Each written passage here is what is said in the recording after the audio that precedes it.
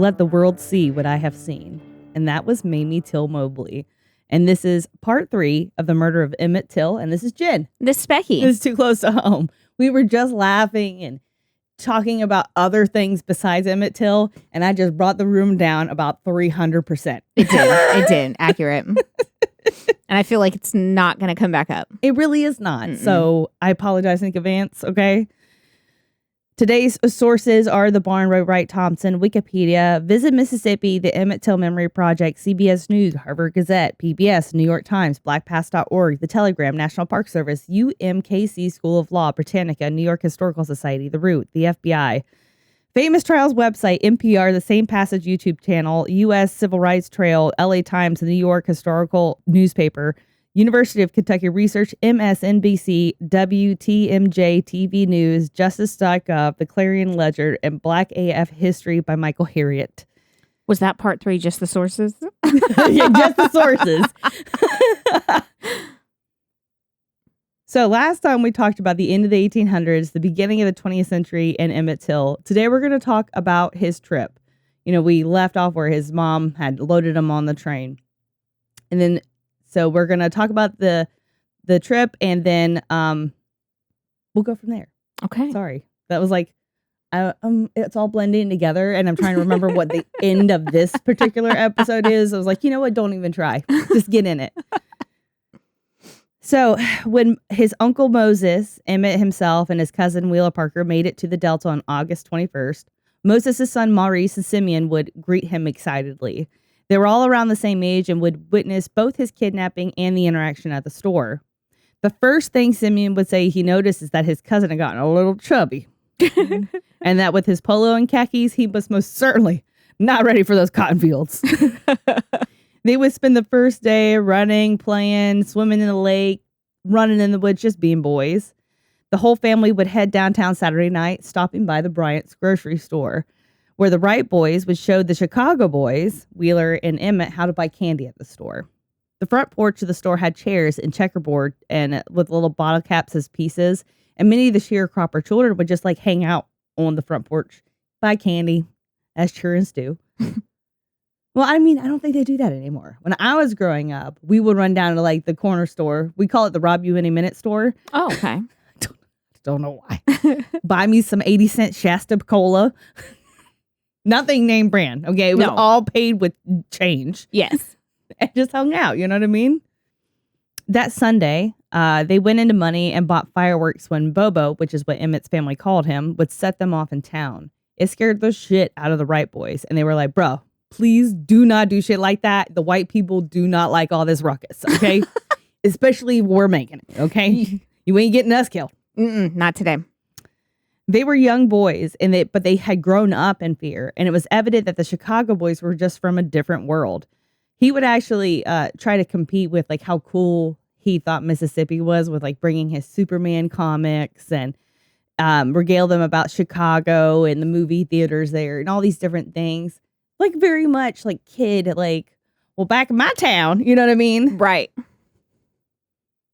That Monday morning, the heat would come before the sun, but there was work to be done. Papa Mose would be up feeding the chickens and milking the cows while the boys got ready. Wheeler and Emmitt had begged to pick cotton with them. I'm sure Moses thought this shit was like fucking wild because he was the child and relative of many slaves. Okay. So you have these these kids come in and be like, oh, we want to pick cotton. It's not as cute as you think it is, boys. No, it's not. Moses, like, I'll call him like different names. Some people call him preacher, Papa Mose, Moses, Mo, different things. They would giggle at Emmitt because he was wearing his penny loafers and he had no idea what was in store for him. Moses would tell his kids his favorite expression, come on, boys, the work ain't hard and the man ain't mean. And they took their 9-foot-long sacks into the field. Now, you've watched Sinners since then. And if you haven't watched Sinners, I'm sorry. I want to probably drop some like spoilers here and there just because I really enjoyed the movie. And the movie takes place just prior to when Emmitt would have gone to the Delta, but it's in the same area. And so in the movie, Sammy, at the beginning, you see he went out and got his cotton. Did you see what he was dragging? That 9-foot long That sack. 9-foot sack. Sorry, I was just like bringing that I love movies, okay? You I love do. movies and I love history and I love putting them together, little babies. It was $2 for every 100 pounds of cotton picked, and Emmett realized real quick he wasn't about that life. And no shame, bro. My general constitution makes cutting my grass with a self-propelled lawnmower a fucking feat. So I would be hurting my little tiny tender fingers, okay? Yes. And I'm not afraid to work. You know what I mean? I'll work hard. I'll throw in, I'll pretend I'm a carpenter, you know. So I'm no soft woman, but I know better. I know that is not would be my first choice of jobs. Exactly. I'll do it if I got to. If I have to. Nobody's picking cotton because they want to. No one is. He would pick just a couple pounds before he would tell Elizabeth, which was Moses' wife, that he couldn't stand the heat.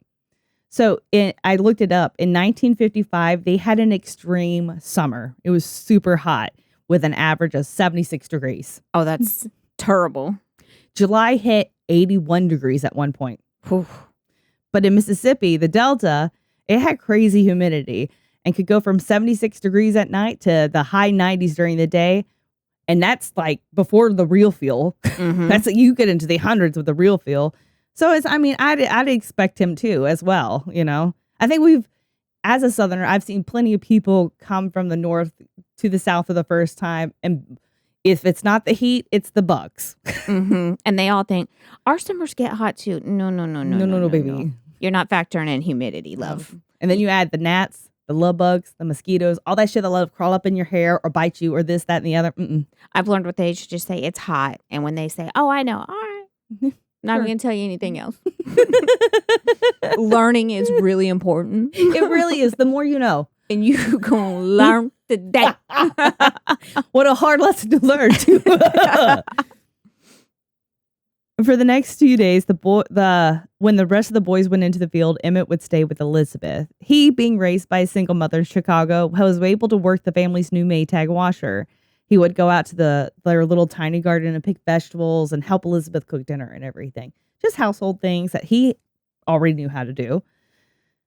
Having only been there 3 days, on the evening of the third day, August 24th, an interaction would seal the fate for Emmitt.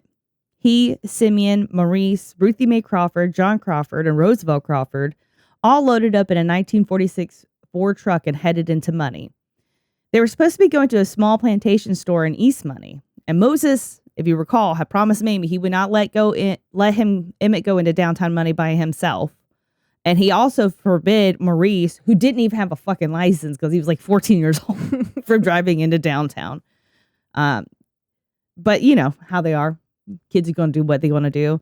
So they had told like Maurice and the kids, like, you can go to the plantation stores. Here's another reference to Sinners. Do you remember what that guy paid for his corn whiskey with? He didn't have enough cash. He played with plantation coins. Oh, that's right. And so plantations were still very much there, but they were now with paid labor, and it was a bit of a self-sustaining area for themselves. Like the plantation was its own little baby town. So there's a couple plantation stores in the area that were ran by other Black people that were a little bit more safer for them to go to by themselves. And that's where they were supposed to be going. With these stores, these sharecroppers would be able to get things without paying, with the cost being deducted from the coming harvest. This was like a debt bondage that helped contribute to the inequalities at the time. And in a way, it was like a financial slavery, if that makes sense. So back to these rambunctious youth going into downtown Money. It was after 7:30 p.m. when they walked on the porch at Bryant's grocery, which was already full of children, hanging out, playing checkers, as is the norm, except the next 90 seconds would be talked about and disputed for the next till even today, because there are people who were still alive that were there at that moment. One man would say that he was there as a child and that Emmitt would boast about going to school with the whites and dating white girls. He would recall that they dared him to go into the store.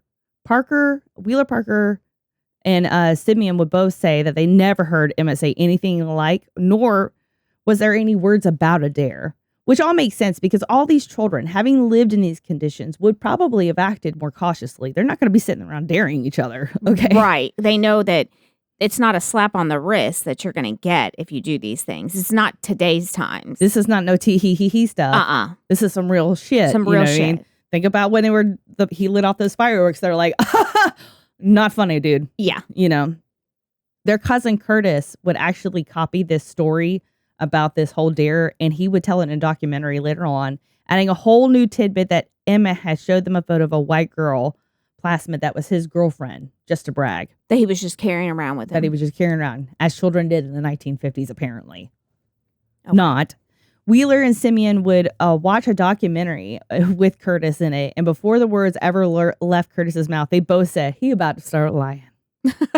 You know why he was lying? Because he wasn't even there. He didn't come down from Chicago until a few days later. He would witness the abduction, but he wasn't there at the store. Mm. So the Bryant store's porch was small, and the door from the store was a screen door. So you could hear everything and see everything that was happening in the store and vice versa, especially if you're paying attention.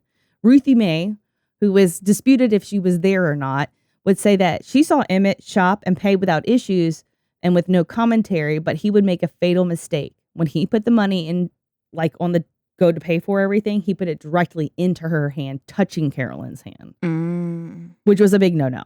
You don't be touching the white ladies. Jesus Christ. So Maurice would spend the next 50 years insisting that she wasn't even there, and he had been on the porch the whole time, and that never happened. Wheeler would say that he went into the store first and then joined by Emmitt, where they would shop for snacks together. Wheeler would leave the store, leaving only Carolyn and Emmitt. A mere minute would go by when Maurice would send Simeon in after Emmitt, like, all right, let's get going. A couple minutes later, Simeon and Emmitt would leave the store, and Emmitt would turn around and say goodbye. This doesn't sound like a big deal, but he did not add ma'am, which was customary. It's no secret that Southerners love yes sirs and no sirs and yes ma'ams and no ma'ams, but they took that shit to the highest degree when it came to the segregated South. It was more of a power move, making manners mandatory. Emmitt, being from Chicago, would take delight that week with being defiant and adding his ma'ams and sirs, making a point in not saying it like a rebel, but he wasn't aware of the gravity. Right. The Wright boys, born and raised in Jim Crow, Mississippi, understood the severity of things, but Emmitt couldn't wrap his head around it because that was not his reality.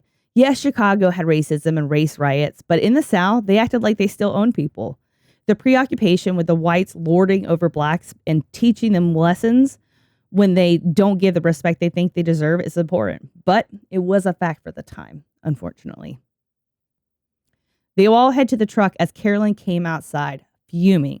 There's a little bit of a dispute in the timeline on which order this happens, but it was confirmed that witnesses said that at some point, Emmitt is witnessed whistling at Carolyn, and at some point, Carolyn goes to her sister-in-law's car to get a gun. Oh. Now, that seems brazen, but having suffered polio as a child, he had developed a limp and a stutter. And a part of learning to get through his stutter, Mamie had taught him to whistle.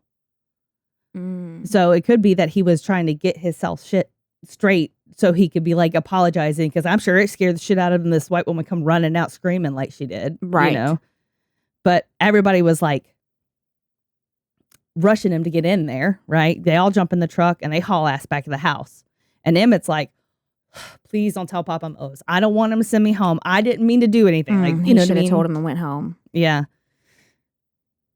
And so the boys were like, fine, we won't say anything to Daddy. And the next few days goes by because it's going back into the week again. They're all out there doing their thing, picking cotton while he's doing his thing. And they just think it's all blown over, but it wasn't. Of course it wasn't. It had just been delayed. Roy and Carolyn both worked and lived in the store, but Roy was actually out in Texas shrimping when Emmitt would visit. He was actually out in Galveston.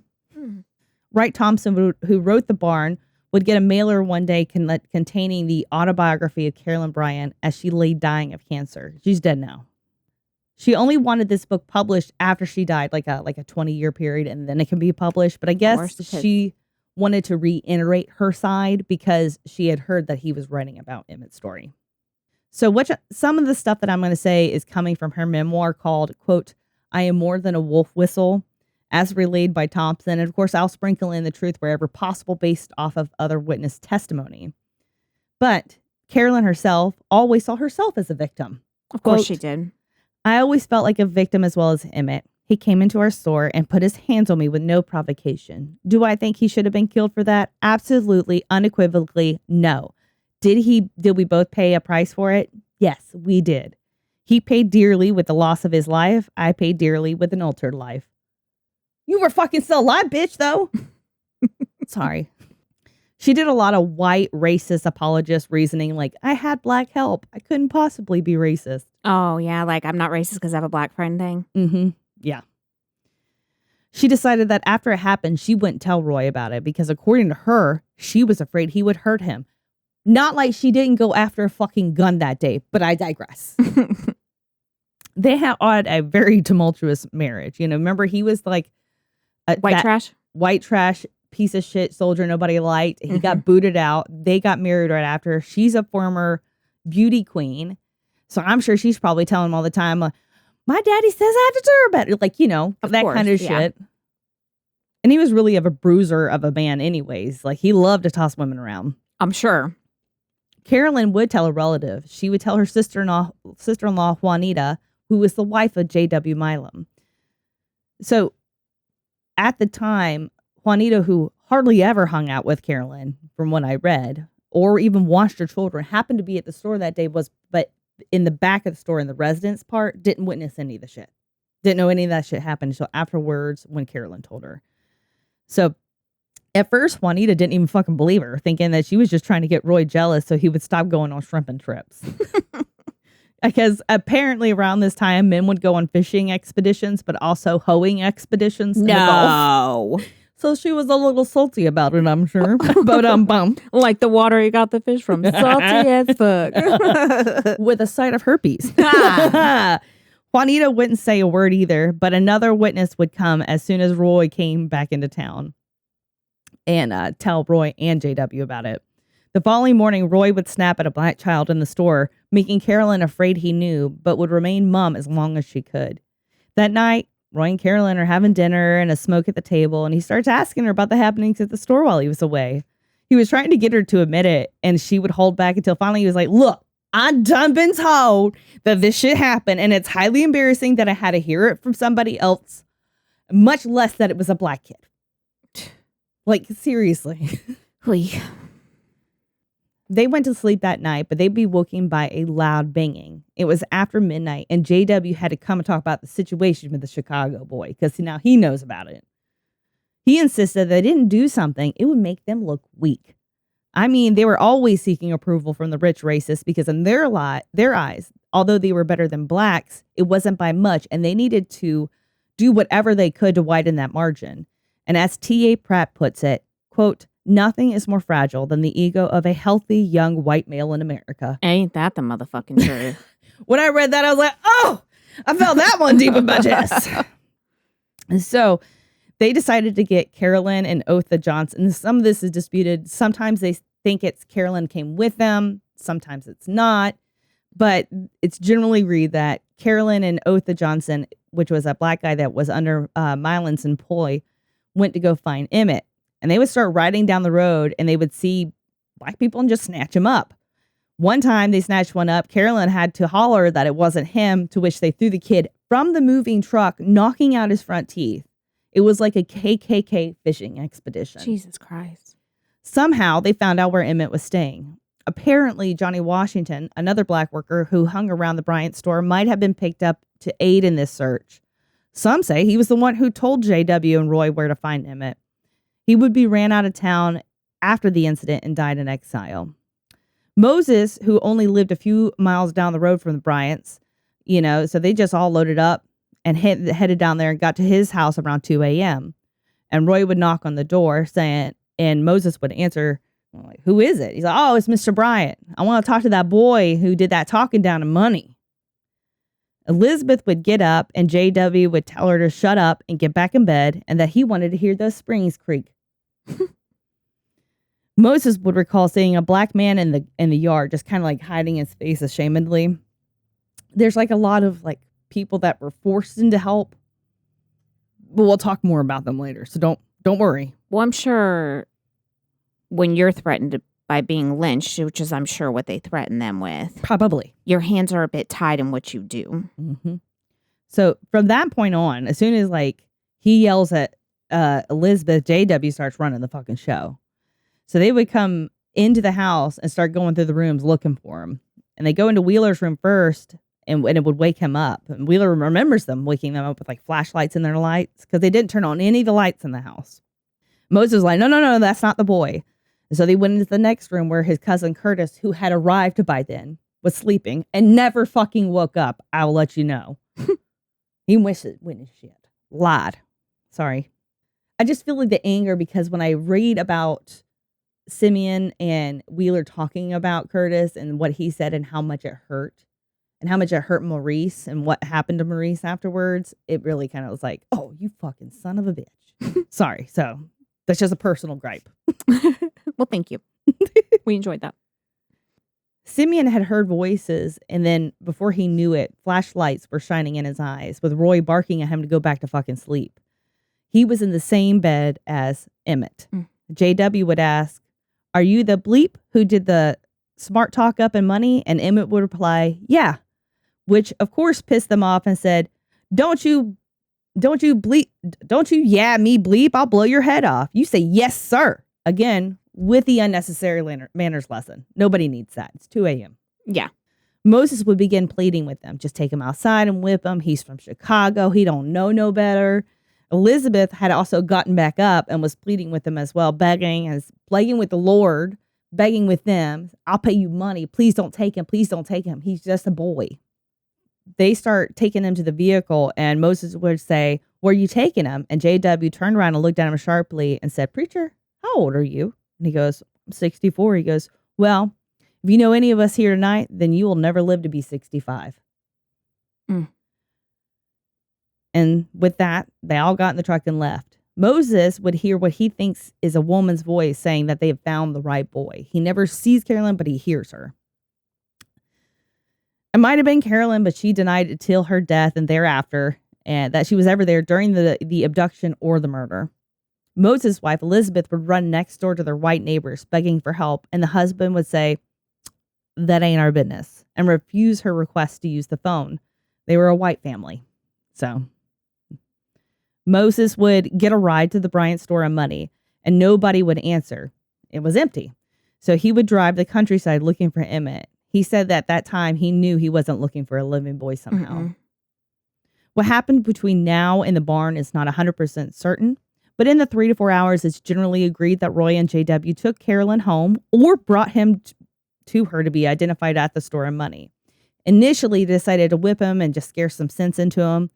But then they recalled that there was a bluff on the Mississippi River that had a cliff with a 100-foot drop. So they're like, let's go check that out.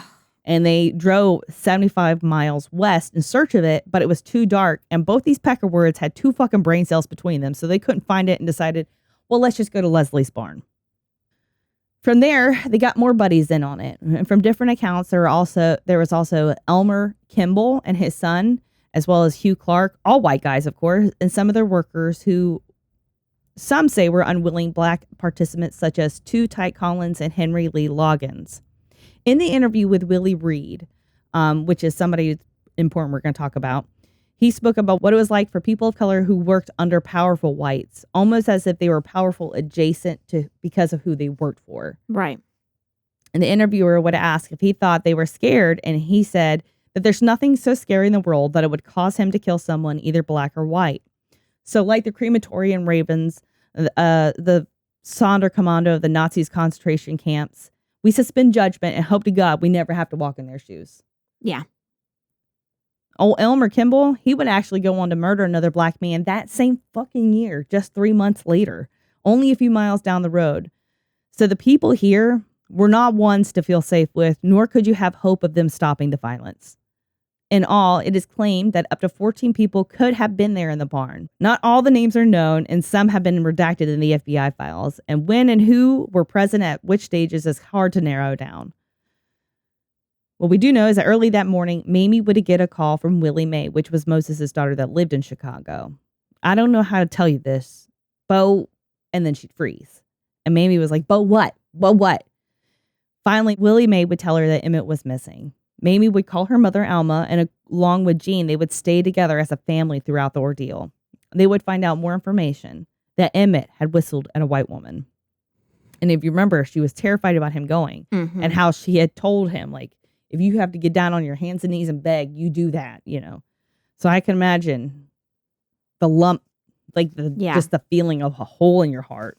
Family friend called Mr. Rayfield Moody ran the local steelworkers union, and he knew Emmitt well. So he would start mobilizing powerful friends in the Chicago area and help to go to war for Emmitt at a distance. They would stir up enough commotion that the governor of Illinois would call the governor of Mississippi. Not like it would do much, because fucking the governor of Mississippi was, even though he decried this violence and abduction, quote unquote, he was staunchly racist and had been running a horde platform on segregated schools and stuff. So he was definitely not. Oh, I'm sure. He would be one of the ones who tried to use the separate but equal law to try to get out of the desegregation, actually. He would be stunned that his black counterparts would even reject equal segregation. This is the governor of Mississippi I'm talking about. So it's not bode well when we're discussing about the everyday white citizens of 1950s Mississippi. So Willie Reed, that we were speaking about, was an 18-year-old black son of farmers who lived in the area of Leslie's farm. The Leslie farm was like a plantation, and there was houses, like his family lived on one part of it, and he lived on another part of it. So he'd have to pass by Leslie's house, even though none of it was real close together. That makes sense. That morning, his grandfather, Ad, would ask him to go up to the store. So, of course, he obliged him and began walking down the road, headed toward Leslie's farm, as the store was in that direction. And as he walked, a green truck would drive by with a white top. It was a 55 Chevrolet. And in the front of the cab would be several white men, and in the back would be 3 black people. 2 of them were sitting on the sides facing in, with a younger boy seated on the bed floor of the truck. They were headed toward Leslie's barn. As Willie kept walking down the road, because it went out of sight and pulled off, he went walking down the road. He approached where the farm was, and before the barn would even come into sight, he could hear someone hollering, "Mama, save me, Lord have mercy," and other screams. He would find the barn with the truck out front empty. They must have been in at that point. He would not see Emmitt or anyone outside the barn, but he would surely hear them. And in fear, he would run to a nearby family friend's house, Amanda Brady, who would tell her what he just saw. So he and another person would use an excuse of using the well, which was nearby the barn, just kind of like, let me go take a little peeky poo. I would do it. I'm not going to lie. I would have been the same. Like, let me go find out what's going on. Let me be nosy. During that time, I'd probably stay hid right up in the house. They were black, correct? Mm-hmm. Yeah, I'd be scared shitless. So Willie would recall drinking from the well, and JW had exited out of the barn and came up right next to him. And he, like, I saw an interview of him, and this was like in the 80s, and he looked to his like right, and he could see him in like a green shirt and khakis, but most importantly, the fucking gun on his hip. And he's like, "Hey, you see or hear anything?" And Willie's like, "No, sir, I did not." And he noped the fuck out of there at Miss Bradley's house. I was rereading this. I just saw a video. Like, the guy's like, "You know what? In fact, I'm blind in my right eye, and I can only see 20% my left eye, so I ain't seeing much of nothing." Miss Bradley, who did not leave her house, recalled seeing from her window the black guys that were in the barn come out with something in their hands, bolted up, and put it in the back of the truck. She would also witness 4 white men come out, one of them tall and bald. "Jimmy, you ruined it. Ruined it. Ruined it, take. Don't even take. I want them to know what I have to deal with." So old JW, he was 6'2", and his hairline receded back to show off that chrome dome of his, so it was probably him that she saw. Willie would run home and tell his grandfather, who was like, "Listen, you tell him nobody. You saw fucking nothing." A witness would later report seeing JW and Too Tight at Milam's store at Glendora that morning, with blood leaking from the tailgate. When asked, he said it was a deer he just killed. When they pointed out it was not deer season, he lifted the tarp to show Emmitt's body, saying, "This is what happened to smart bleeps." He would head with Too Tight to Glendora Cotton Gin, where he would steal a fan, attach it to Emmitt's body, and throw him into the Tallahatchie River. And he would pay Too Tight a quarter to wash the blood out the bed of the truck, and he went on about his Sunday. Meanwhile, in the Wright house, terrified of more violence, Moses would send his children to hide at another relative's house way out in the country, and his wife to her brothers. Elizabeth's brother would actually be the one who reported to the LaFleur County Deputy Sheriff George Smith. Moses himself was so afraid for his life, he was scared to go to the cops. I mean, he did say, like, if you know any of us here, you won't make it to 65, baby. Once Deputy Smith heard what happened, he turned to another deputy and said, don't you reckon that's Bryant and Milam? They did something like that in Glendora once. Moses would come back and sit vigil on the porch, hoping the truck would bring Emmitt back, but it wouldn't come. Wheeler's uncle, who still lived in Mississippi, was sent by his parents to get him home as soon as he could. They would miss the train that day, and Wheeler would spend the night in Mississippi at his Uncle William Parker's house. And nobody got sleep that night. William's daughter Joy would recall Wheeler pacing, and then every couple of hours coming in, knocking on the door. Hey, Uncle William, is it time to go yet? And he'd be like, son, no, not yet. It's not time. We're going to go, though. Don't worry. It's going to come in the morning. Nobody slept that night. Little did he know that when he did get to the station and get sent back home to Chicago, only a few nights later, a bunch of guys showed up to their house looking for him. He was the other Chicago boy, so.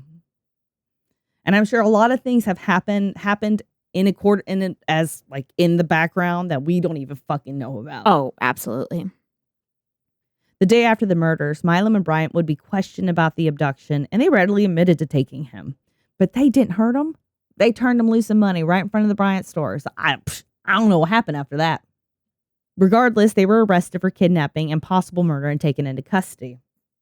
Carolyn would be hidden, shuffled from family to family in the Bryant Milam tree to help conceal her. There would be a warrant for her arrest, but it was impossible to find her because her husband's family had her so tightly hidden that they didn't even tell her mom and sister where she was. Of course not. They weren't taking a chance. In the next few days, life is forced to resume as the Wrights have to harvest their cotton. Every day going on this quiet fields with just your thoughts and a 9-foot cotton sack, I'm sure they felt the weight of it. Willie Reed would see Emmitt's face in the paper and tell his grandfather, that's who I saw in the back of the truck. And that's who went to Leslie Milam's barn. His grandfather probably felt his heart drop out of his ass, knowing that J.W. saw his grandson who may have witnessed something, and that meant danger. He would tell him again, fucking say nothing to nobody. Just so we can stay safe. Yeah, of course. By that Thursday, a sheriff's car would come to get Moses. A boy had been fishing in the Tallahatchie River and was checking his trout lines when he found something snagged. Human legs. The body was brought to shore where they found a cotton gin tied around his neck and with barbed wire and an evidence of brutal death. Having been in the hot Mississippi weather, his body was bloated and discolored. He had several wounds, including a gunshot wound, what appeared to be an axe wound to his face, and his left eyeball was coming out of its socket. Moses would identify the body. Somehow, word got round that Willie had seen something.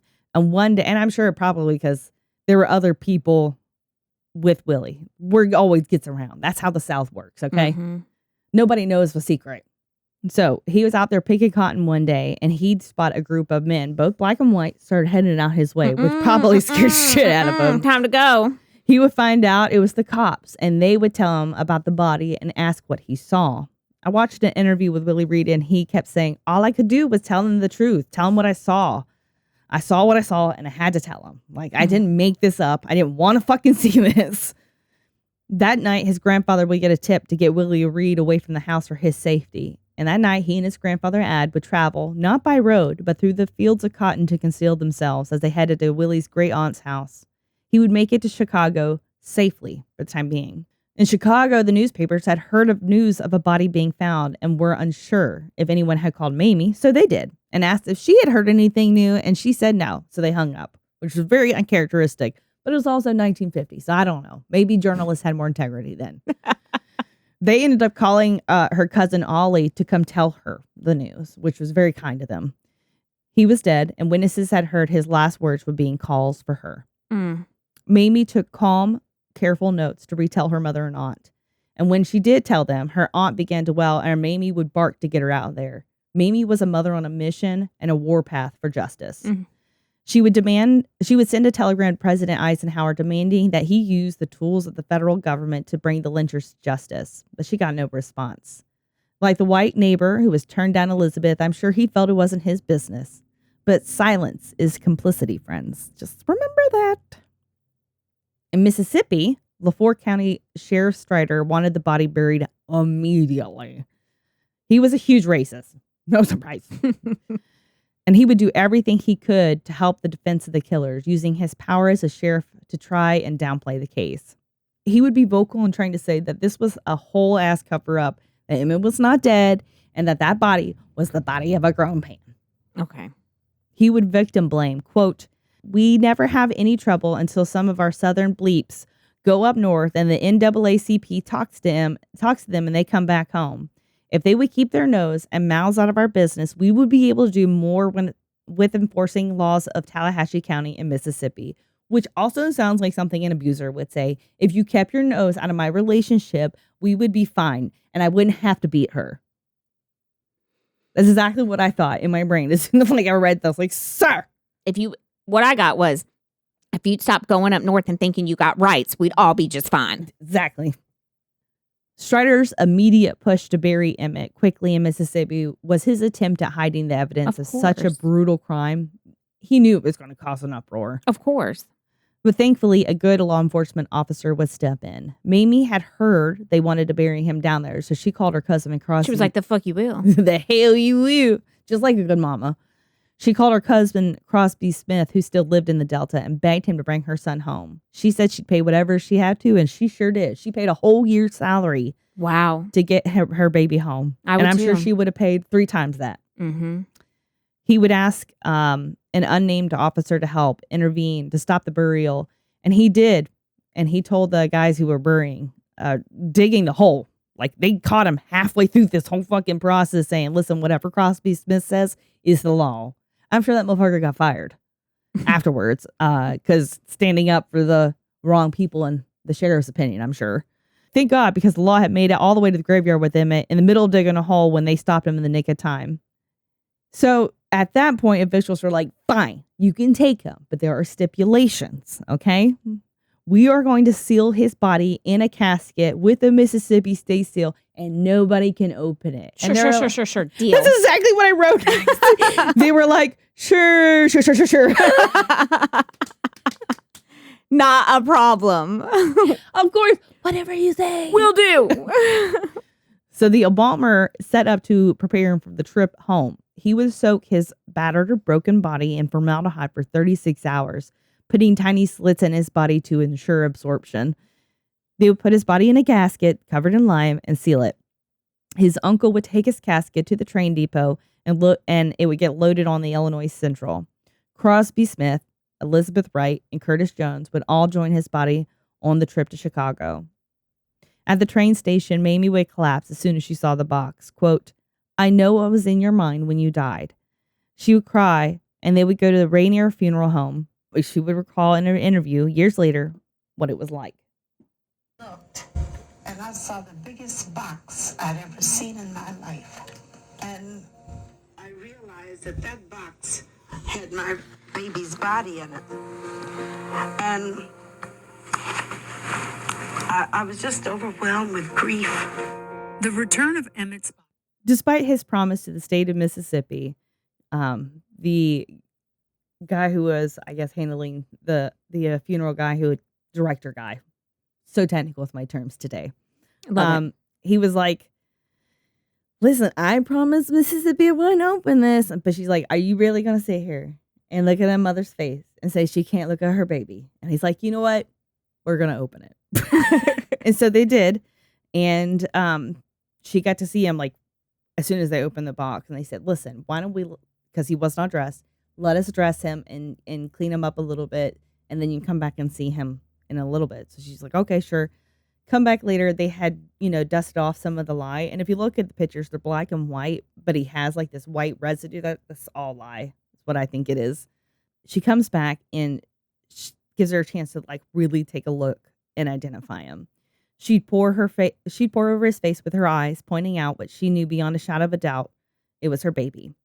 She could see it was him through the distorted features. A mama just knows sometimes. Mm-hmm. You can't explain it. Like, there's been times that I'll think I hear Camilla, and it's just like such a distinct voice. And it's not because Camilla's got a weird fucking voice, but it's my baby's. And I'm sure you're like that with all 3 of your children. Like, their voices are distinct to you. You can pick them out. Mm-hmm. It's like a super fucking power. I'm just saying. I might be magical. Oh, no. You know what? We are magical. That's right. Thank you. We're fucking delightful. We are. A photographer from Jet magazine would capture a picture of her and Jean behind Emmett's dead body, something that is so visually striking and mournful. Both Jet and the Chicago Defender would publish these photos, and it galvanized Chicago's Black community as well as America. Mamie would later say, quote, I knew that I could talk for the rest of my life about what happened to my baby. I could explain in great detail. I could do all of that and people would still not get the full impact. They had to see what I had seen. The whole nation had to bear witness to this. Mr. Rayner, the funeral home, would ask if she wanted his team to do any more work on Emmitt to make him look more like himself. And she would say her iconic words, no, let the world see what I've seen. Mm. So Patricia Johnny Lumpkin Ellis was born in North Carolina in 1920. And a couple years later, her family would migrate to Orlando, Florida to pick oranges. But her life would change forever when her brother-in-law would die at Fort Bragg. Much like in Emmett's case, the casket was ordered not to be open. But it was at the Army's direction this time, not Mississippi. Apparently, he had died in a accident. Mm. Pat, as she would become known, would defy this and sneak open his casket to find his skull caved in. It wasn't an accident. It was a lynching. Instead of letting the Army cover up the crime, they had an open casket funeral, and she would begin her civil rights career at that moment. She had recently moved to Chicago around the time of Emmett's murder and is said to be the one who suggested the open casket to Mamie, and that's exactly what she did. On September 3rd, 1955, she held an open casket funeral at Robert's Temple Church of God. The Saturday service would see 25,000 people, Wow. with half of them having to listen outside from speakers. And they have video of all this. Like, people really did go out of their way to document That's great. everything about this. Yeah. With so many people wanting to see him, Mamie would delay his burial for 3 days as thousands would come to pay their respects. There's a video that I watched of people there's like nurses standing on either side of his casket and people are walking by and some people are passing the fuck out, Oh, I'm sure. and then there's a photo, like there's pictures and photos of people like in the street just sitting on chairs, like, like how after 9/11, how everybody just looked around like bewildered, not moving. Yeah. In photos, it was very much like that. I know that we in 2025 have seen a lot of shit unfiltered, but I can't imagine the pain they felt. The fear that this was a child. And if a child isn't safe, who the fuck is? Yeah. And this was a lot of them, I'm sure, their first time ever truly seeing it because, like his mom said, you can describe it all day long, but seeing it is A whole different ballgame. Mm-hmm. Emmett's lynching would become one of the biggest linchpins in launching the civil rights movement, and Mamie Till Mobley would find her voice in the civil rights activism. A young girl in Montgomery, Alabama would get a copy of Jet magazine and be torn about Emmett's murder. In 2 months, she would see T.R.M. Howard at a political event where he spoke about lynchings and Emmett Till, and it scared her. 4 days later, she finished her work at her department store job, and her shoulder hurt, and she had run an errand before catching the bus. It was wintertime, and the Christmas lights glowed in the last rays of the sunset. And as she got on the bus, she paid her 10 cents and had a seat. It was mostly empty at the point. After several stops, it completely filled. And as more white people got on, it meant that black people needed to stand in those times. The white people got to sit, black people stood.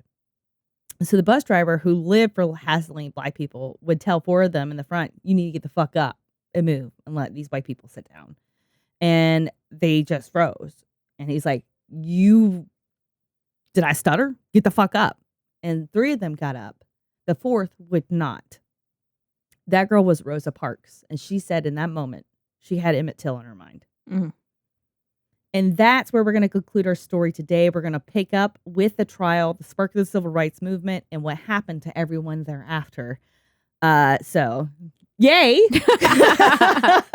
I know that was a hard episode, but it was, every time I go to try to cut something from this story, I'm like, well, it's kind of important now. It brought tears to my eyes a few times, so. Oh my God, thank you. Yeah, it's really sad. It wasn't my intention, but right. I wanted people to understand. I just everything that I write or do, I really bring a lot of my today and media and my own experiences into it, and I feel so deeply, and it hurts. Yeah. And it does bring tears to your eyes. And it's so easy to forget that this shit was real. Yeah, it is. Just as real as me and you sitting there having a cup of fucking Starbucks made by John. Just as real. Just as real. So find us on our socials. Instagram, TikTok, Facebook. Check out our merch. If you're short on energy, check out W Energy Drinks and use code TCTH at w.gg to get 10% off those great clean energy drinks. I had one today. Jimmy's had one. I had one last night before. And coffee. I haven't had one today. I had one yesterday before we went out last night. And you were very refreshed all night. Like, we had a good time. I was a fucking delight. A fucking delight. Let's see. Let us know your own Too Close to Home stories. That's the next one I'm going to be working on, is one from Duval for a listener. And don't forget to rate and subscribe on all our platforms, Apple, Spotify, Amazon, all of them. If you're, feeling froggy. All of them, baby. All of them. All of them. Or at least one. At least one, please. Until next time. Stay safe. Keep your head on the swivel. And don't bring it too close to home. And I got nothing but stay kind. Be kind. I almost thought rewind for a second there. Rewind too. VHS days. That's right. Stay kind. Rewind. That's right. Bye. Bye. If you enjoyed this episode of Too Close to Home, don't forget to rate and subscribe to us on most platforms. Follow us on our social media at Too Close Home Pod on Facebook, at Too Close Podcast on Instagram, or if you have your own Too Close to Home experience, shoot us your story at tooclosetohome@yahoo.com. Thanks for listening.